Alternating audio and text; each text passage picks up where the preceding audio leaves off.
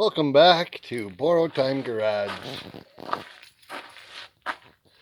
Did a little wet sanding on this crappy paint I sprayed the other week. Going to probably redo these window openings and the package tray and the interior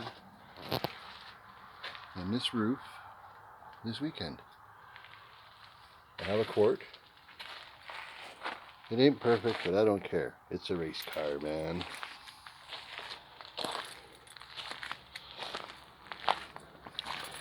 Yeah, wet sanded it and then cleaned it. And I'm gonna have to clean it again, I think, before I paint it. Oh, I will, because it'll be dusty, so this is good enough for now. Thursday night, weekend coming.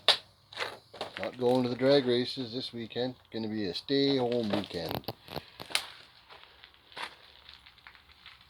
Gonna do, I don't know, a little work on borrowed time here. That's what's gonna happen. Yeah. So, that's it. Little update. That's what we did. Did a little wet sanding. Painted this. I had a little bit for the window openings and stuff. And then I got carried away and started shooting, the rest. So, yeah, that's where we're at.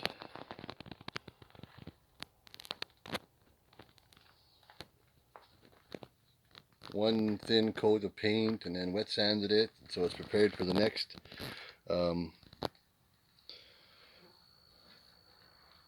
Not perfect, but like I said, for a race car it'll be just fine. Probably gonna get it into a buddy's shop at some point after it's all done and kind of maybe refresh the whole paint, maybe, or I don't know, just clear coat what I've got done. We'll see. We will see. Not sure how many pinstripes are gonna go on this thing.